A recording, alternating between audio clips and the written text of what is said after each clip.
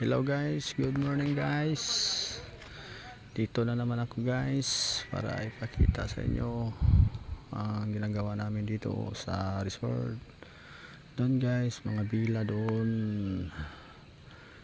Ginagawa pa lang ang mga bila, nagdugtong sila ng mga bakal, tsaka isusunod na nila yung asintada. At tsaka doon naman sa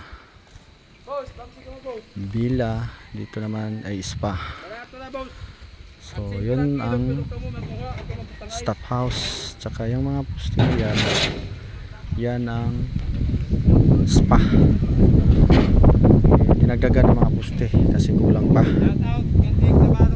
So doon patuloy pa rin sa paggawa ng mga bila doon, at saka dito kulang pa yung mga tambak.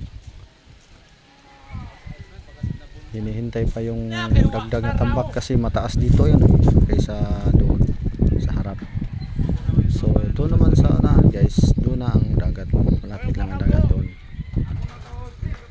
Malapit lang ang dagat dito. Tsaka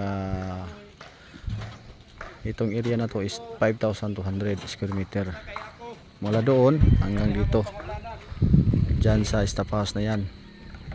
So ginagawa nila ngayon ang spa. So doon sa staff house, bubong na lang ang kulang. So yun guys, subaybayan nyo naman yung mga video ko hanggang matapos tong resort na to. Prides Resort Zone ito pag matapos tong resort na to. So yun lang guys muna. Thank you for watching guys.